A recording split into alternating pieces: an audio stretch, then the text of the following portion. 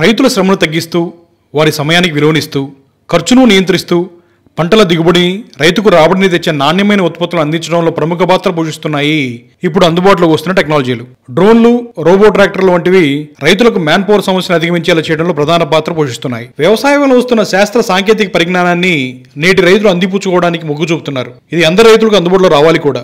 వ్యవసాయంలో వస్తున్న ఈ తరహా మార్పులు రైతులు ఆహ్వానించడం వల్ల అతిపెద్ద సమస్యగా మారుతున్న కూలీల కొరతను కొంతమేరకు అధిగమించవచ్చు. కనీసం దుక్కి దున్నుకోవటం, మందులు స్ప్రే చేయటం, పండ్ల తోటల్లో కలుపుని ఎప్పటికప్పుడు తొలగించుకోవడం వంటి పనులను తేలిగ్గా చేసుకోవచ్చు.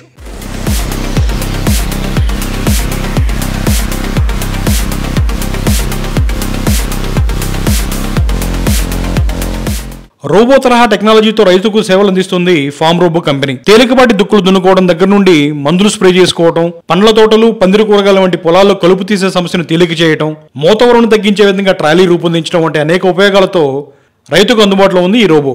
అవసరమైన కొన్ని అటాచ్మెంట్స్ తో కలిపి 6 లక్షల పైగానే ఖర్చు అవుతున్న ఈ రోబోలో అత్యధిక ఖర్చు అవుతుంది మాత్రం బ్యాటరీకే. ఆ బ్యాటరీ సామర్థ్యం 1500 సార్లు ఫుల్ ఛార్జ్ చేసుకోవచ్చు అని చెప్తున్నారు కంపెనీ ప్రతినిధులు. అంటే ఒకసారి ఫుల్ గా ఛార్జ్ చేసిన బ్యాటరీ 4 గంటలు పనిచేస్తే ప్రతిరోజు 4 గంటలు ఆ రోబో సేవలు రైతు వినియోగిస్తే రోజుకు ఆ రైతుకు అవుతున్న ఖర్చు 400 రూపాయలు.